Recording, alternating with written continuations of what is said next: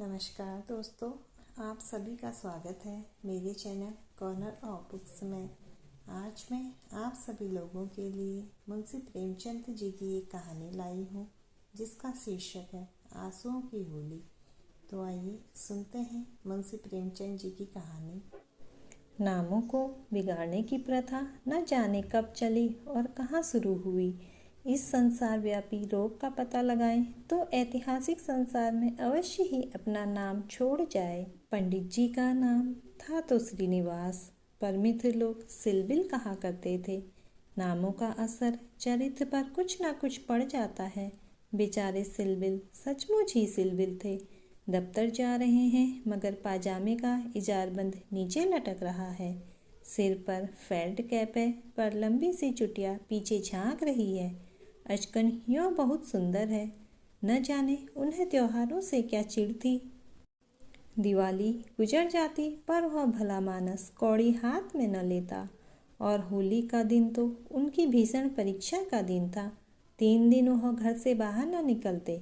घर पर भी काले कपड़े पहने बैठे रहते थे। यार लोग टोह में रहते थे कि कहीं बचा फंस जाए, मगर घर में रह के फौजदारी तो नहीं की जाती। एक आधा बार फंसे भी मगर घिघिया पुदिया कर बेदाग निकल गए। लेकिन अब की समस्या बहुत कठिन हो गई थी। शास्त्रों के अनुसार कुछ वर्षों तक ब्रह्मचार्य का पालन करने के बाद उन्होंने विवाह किया था। ब्रह्मचार्य के परिपक्व होने में जो थोड़ी बहुत कसर रही वह 3 वर्ष के गोने की मुद्दत ने पूरी कर दी। यद्यपि स्त्री से कोई शंका न थी, तथापि वह औरतों को सिर चढ़ाने के हामी न थे। इस मामले में उन्हें अपना वही पुराना धुराना ढंग पसंद था। बीवी को जब कस कर डांट दिया गया तो उसकी मजाल है कि रंग हाथ से छुए। विपत्ति यह थी कि ससुराल के लोग भी होली मनाने आने वाले थे। पुरानी मसल है, बहन अंदर तो भाई सिकंदर। इन सिकंदरों के आक्रमण से बचने का उन्हें कोई उपाय न सूझता था। मित्र लोग घर में न जा सकते थे, लेकिन सिकंदरों को कौन रोक सकता है। सिलबिल ने त्योरियां चढ़ाकर कहा, बस मैंने एक बार कह दिया और बात दोहराना मुझे पसंद नहीं। घर में रंग नहीं आएगा और न कोई छुएगा। मुझे कपड़ों पर लाल छींटे देखकर मचली आने लगती है। हमारे घर में ऐसे ही होली होती है। स्त्री ने सर झुकाकर कहा, तो न लाना रंग संग। मुझे रंग लेकर क्या करना है? जब तुम ही रंग न छुओगे तो मैं कैसे छू सकती हूँ? सिलबिल ने प्रसन्न होकर कहा, निसंदेह यही साध्वी स्त्री का धर्म है, लेकिन भैया तो आने वाले हैं, वह क्यों मानेंगे?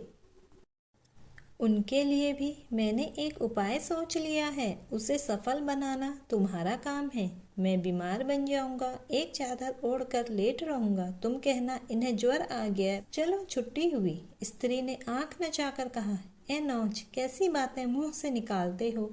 ज्वर जाए मुदेई के घर, यहाँ आए तो मुंह झुलस तू निगोड़ेगा। तो फिर दूसरा उपाय ही क्या है? तुम ऊपर वाली छोटी कोठरी में घुस जाना। मैं कह दूंगी उन्होंने जुलाब लिया है, बाहर निकलेंगे तो हवा लग जाएगी। पंडित जी खिल उठे, बस बस यही सबसे अच्छा। 1389 होली का दिन है, बाहर हाहाकार मचा हुआ है। पुराने जमाने में अबीर और गुलाल के सिवा और कोई रंग न खेला जाता था। अब नीले हरे काले सभी रंगों का मेल हो गया है और इस संगठन से बचना आदमी के लिए तो संभव नहीं। हाँ, देवता बचें, सिलबिल के दोनों साले मोहल्ले भर के मर्दों, औरतों, बच्चों और बूढ़ों का निशाना बने हुए थे। बाहर के दीवान खाने के फर्श, दीवारें, यहाँ तक कि तस्वीरें भी रंग उठी थी। घर में भी यही हाल था। मोहल्ले की नंदें भला कब मानने लगी थी, पर नाला तक रंगीन हो गया था। बड़े साले ने पूछा, क्यों रे चंपा, क्या सचमुच उनकी तबीयत अच्छी नहीं? खाना खाने भी न आए? चंपा ने सिर झुकाकर कहा, हाँ भैया, रात ही से पेट में कुछ दर्द होने लगा। डॉक्टर ने हवा में निकलने को मना कर दिया है। जरा देर बाद छोटे साले ने कहा, क्यों जीजी जी, क्या भाई साहब नीचे नहीं आएंगे? ऐसी भी क्या बीमारी है? कहो तो ऊपर जाकर देख आऊं? चंपा ने उसका हाथ पकड़ कर कहा, नहीं नहीं, ऊपर मत जाइयो। वह रंग वंग न खेलेंगे। डॉक्टर ने हवा में निकलने को मना कर दिया है। दोनों भाई हाथ मलकर रह गए। सहसा छोटे भाई को एक बात सूझी, जीजा जी के कपड़ों के साथ क्यों न होली खेलें? वे तो बीमार नहीं हैं। बड़े भाई के मन में यह बात बैठ गई। बहन बेचारी अब क्या करती? सिकंदरों ने कुंजियां उसके हाथ से ली और सिलबिल के सारे कपड़े निकाल निकाल कर रंग डाले, रुमाल तक न छोड़ा। जब चंपा ने उन कपड़ों को आंगन में अलगनी पर सूखने को डाल दिया तो ऐसा जान पड़ा मानो किसी रंगरेज ने ब्याह के जोड़े रंगे हो। सिलबिल ऊपर बैठे बैठे यह तमाशा देख रहे थे पर जबान न खोलते थे। छाती पर सांप लौट रहा था। सारे कपड़े खराब हो गए। दफ्तर जाने को भी कुछ न बचा। इन दुष्टों को मेरे कपड़ों से न जाने क्या बैर था। घर में नाना प्रकार के स्वादिष्ट व्यंजन बन रहे थे। मोहल्ले की एक ब्राह्मणी के साथ चंपा भी जुटी हुई थी। दोनों भाई और कई अन्य सज्जन आंगन में भोजन करने बैठे तो बड़े साले ने चंपा से पूछा, कुछ उनके लिए भी खिचड़ी विचड़ी बनाई है? पूरियां तो बेचारे आज खा न सकेंगे। चंपा ने कहा, अभी तो नहीं बनाई, अब बना लूंगी। वाह रे तेरी अक्ल, अभी तक तुझे इतनी फिक्र नहीं कि वह बेचारे खाएंगे क्या? तू तो इतनी लापरवाह कभी न थी। जा निकाल ला जल्दी से चावल और मूंग की दाल। लीजिए खिचड़ी पकने लगी। इधर मित्रों ने भोजन करना शुरू किया। सिलबिल ऊपर बैठे अपनी किस्मत को रो रहे थे। उन्हें इस सारी विपत्ति का एक ही कारण मालूम होता था, विवाह। चंपा न आती तो ये साले क्यों आते? कपड़े क्यों खराब होते? होली के दिन मूंग की खिचड़ी क्यों खाने को मिलती? मगर अब पछताने से क्या होता है। जितनी देर में लोगों ने भोजन किया उतनी देर में खिचड़ी तैयार हो गई। बड़े साले ने खुद चंपा को ऊपर भेजा कि खिचड़ी की थाली ऊपर दे आ। सिलबिल ने थाली की ओर कुपित नेत्रों से देखकर कहा, इसे मेरे सामने से हटा ले जाओ। क्या आज उपवास ही करोगे? तुम्हारी यही इच्छा है तो यही सही। मैंने क्या किया? सवेरे से जुटी हुई हूँ। भैया ने खुद खिचड़ी डलवाई और मुझे यहाँ भेजा। हाँ, वह तो मैं देख रहा हूँ कि मैं घर का स्वामी नहीं। सिकंदरों ने उस पर कब्जा जमा लिया है, मगर मैं यह नहीं मान सकता कि तुम चाहती तो और लोगों के पहले ही मेरे पास थाली न पहुँच जाती। मैं इसे पतिव्रत धर्म के विरुद्ध समझता हूँ और क्या कहूँ। तुम तो देख रहे थे कि दोनों जने मेरे सिर पर सवार थे। अच्छी दिल लगी है कि और लोग तो समोसे और खस्ते उड़ाएं और मुझे मूंग की खिचड़ी दी जाए। वाह रे नसीब। 2-4 कौर खा लो, मुझे जो ही अवसर मिलेगा दूसरी थाली लाऊंगी। सारे कपड़े रंगवा डाले, दफ्तर कैसे जाऊंगा? यह दिल लगी मुझे जरा भी नहीं भाती। मैं इसे बदमाशी कहता हूँ। तुमने संदूक की कुंजी क्यों दे दी? क्या मैं इतना पूछ सकता हूँ? जबरदस्ती छीन ली। तुमने सुना नहीं? करती क्या? अच्छा, जो हुआ सो हुआ। यह थाली ले जाओ। धर्म समझना तो दूसरी थाली लाना, नहीं तो आज व्रत ही सही। एकाएक पैरों की आहट पाकर सिलबिल ने सामने देखा तो दोनों साले आ रहे हैं। उन्हें देखते ही बेचारे ने मुंह बना लिया, चादर से शरीर ढक लिया और कराहने लगे। बड़े साले ने कहा, कहिए कैसी तबीयत है? थोड़ी सी खिचड़ी खा लीजिए। सिलबिल ने मुंह बना कर कहा, अभी तो कुछ खाने की इच्छा नहीं है। नहीं, उपवास करना तो हानिकर होगा। खिचड़ी खा लीजिए। बेचारे सिलबिल ने मन में इन दोनों शैतानों को खूब कोसा और विष की भांति खिचड़ी कंठ के नीचे उतारी। आज होली के दिन खिचड़ी ही भाग्य में लिखी थी। जब तक सारी खिचड़ी समाप्त न हो गई दोनों वहां डटे रहे, मानो जेल के अधिकारी किसी अनशन व्रतधारी कैदी को भोजन करा रहे हो।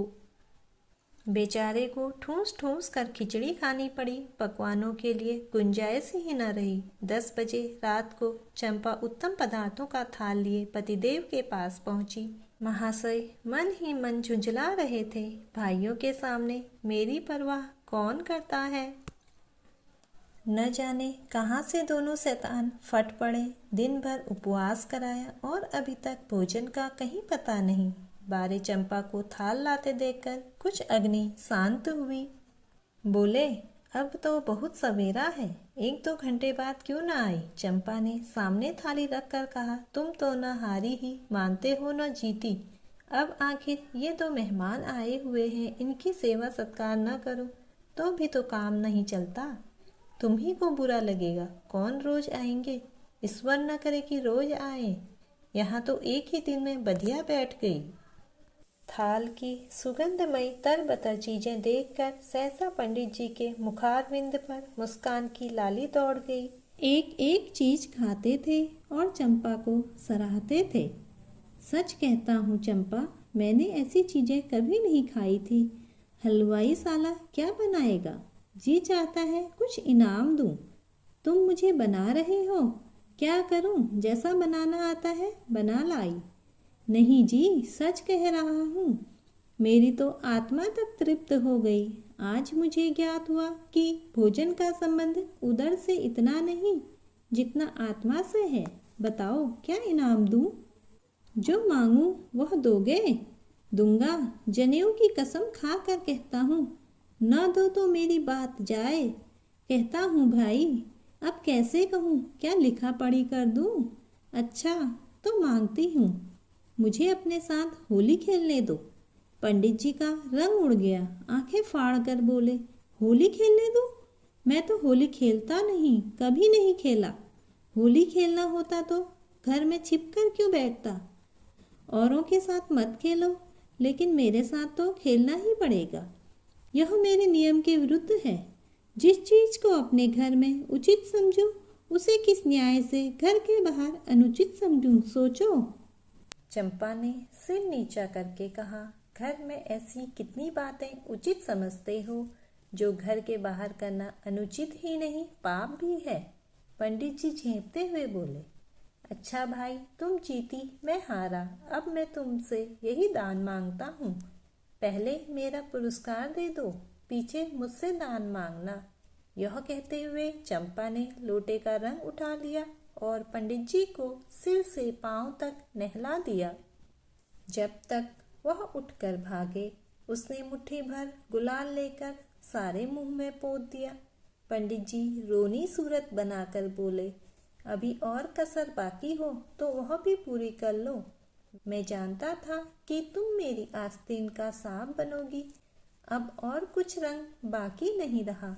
चंपा ने पति के मुख की ओर देखा तो उस पर मनोवेदना का गहरा रंग झलक रहा था। पछता कर बोली, क्या तुम सचमुच बुरा मान गए हो? मैं तो समझती थी कि तुम केवल मुझे चिढ़ा रहे हो। श्रीविलास ने कांपते हुए स्वर में कहा, नहीं चंपा, मुझे बुरा नहीं लगा। हाँ, तुमने मुझे उस कर्तव्य की याद दिला दी जो मैं अपनी कायरता के कारण भुला बैठा था। वह सामने जो चित्र देख रही हो मेरे परम मित्र मनहरनाथ का है, जो अब संसार में नहीं है। तुमसे क्या कहूँ, कितना सरस, कितना भाव, कितना साहसी आदमी था। देश की दशा देखकर उसका खून जलता रहता था। यह भी कोई उम्र होती है, पर वह उसी उम्र में अपने जीवन का मार्ग निश्चित कर चुका था।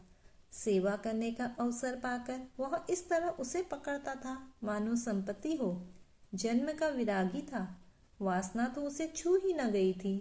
हमारे और साथी सैर सपाटे करते थे, पर उसका मार्ग सबसे अलग था।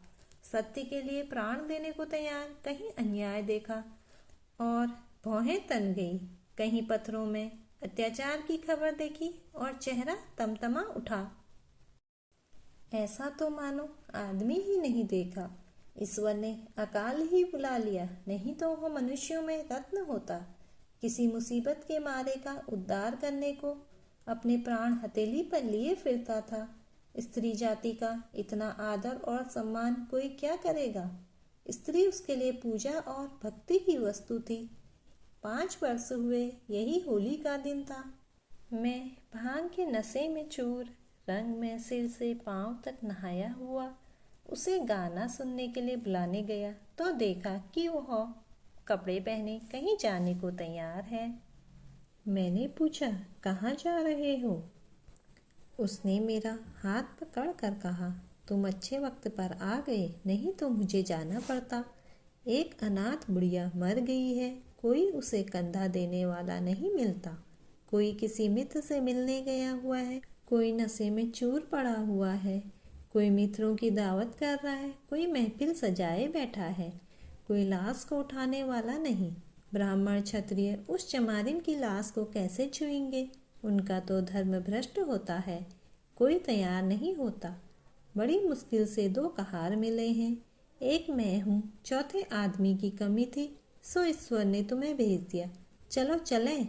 हाय, अगर मैं जानता कि यह प्यारे मनहर का आदेश है तो आज मेरी आत्मा को इतनी ग्लानि न होती। मेरे घर कई मित्र आए हुए थे, गाना हो रहा था। उस वक्त लाश उठाकर नदी जाना मुझे अप्रिय लगा। बोला, इस वक्त तो भाई मैं नहीं जा सकूंगा, घर पर मेहमान बैठे हुए हैं, मैं तुम्हें बुलाने आया था। मनहर ने मेरी ओर तिरस्कार के नेत्रों से देखकर कहा, अच्छी बात है, तुम जाओ, मैं और कोई साथी खोज लूँगा। मगर तुमसे मुझे ऐसी आशा नहीं थी। तुमने भी वही कहा जो तुमसे पहले औरों ने कहा था। कोई नई बात नहीं थी। अगर हम लोग अपने कर्तव्य को भूल न गए होते तो आज यह दशा ही क्यों होती। ऐसी होली को धिक्कार है। त्योहार तमाशा देखने, अच्छी अच्छी चीज़ें खाने और अच्छे अच्छे कपड़े पहनने का नाम नहीं है। यह व्रत है, तप है। अपने भाइयों से प्रेम और सहानुभूति करना ही त्योहार का खास मतलब है। और कपड़े लाल करने के पहले खून को लाल कर लो। सफ़ेद खून पर यह लाली शोभा नहीं देती। यह कहकर वह चला गया। मुझे उस वक्त यह फटकारें बहुत बुरी मालूम हुई। अगर मुझ में वह सेवा भाव न था तो उसे मुझे यूं धिक्कारने का कोई अधिकार न था। घर चला आया, पर वे बातें बराबर मेरे कानों में गूंजती रही। होली का सारा मजा बिगड़ गया। 1 महीने तक हम दोनों की मुलाकात न हुई। कॉलेज इम्तिहान की तैयारी के लिए बंद हो गया था, इसलिए कॉलेज में भी भेंट न होती थी। मुझे कुछ खबर नहीं वह कब और कैसे बीमार पड़ा, कब अपने घर गया। सहसा एक दिन मुझे उसका एक पत्र मिला। हाय, उस पत्र को पढ़कर आज भी छाती फटने लगती है। श्री विलास एक क्षण तक गला रुक जाने के कारण बोल न सके। फिर बोले, किसी दिन तुम्हें फिर दिखाऊंगा। लिखा था, मुझसे आखिरी बार मिल जा, अब शायद इस जीवन में भेंट ना हो। खत मेरे हाथ से छूटकर गिर पड़ा। उसका घर मेरठ के जिले में था। दूसरी गाड़ी जाने में आधा घंटे की कसर थी। तुरंत चल पड़ा, मगर उसके दर्शन न बंधे थे। मेरे पहुंचने के पहले ही वह सिधार चुका था। चंपा, उसके बाद मैंने होली नहीं खेली। होली ही नहीं और सभी त्योहार छोड़ दिए। ईश्वर ने शायद मुझे क्रिया की शक्ति नहीं दी। अब बहुत चाहता हूँ कि कोई मुझसे सेवा का काम ले। खुद आगे नहीं बढ़ सकता, लेकिन पीछे चलने को तैयार हूँ। पर मुझसे कोई काम लेने वाला भी नहीं। लेकिन आज वह रंग डालकर तुमने मुझे उस धिक्कार की याद दिला दी। ईश्वर मुझे ऐसी शक्ति दे कि मैं मन में ही नहीं, कर्म में भी मनहर बनूं। यह कहते हुए श्री विलास ने तस्तरी से गुलाल निकाला और उसे चित्र पर छिड़ककर प्रणाम किया। अतः मुंशी प्रेमचंद जी की कहानी यहीं पर ख़त्म होती है। अगर आपको वीडियो पसंद आए तो वीडियो को प्लीज़ लाइक, सब्सक्राइब और कमेंट अवश्य करें। धन्यवाद।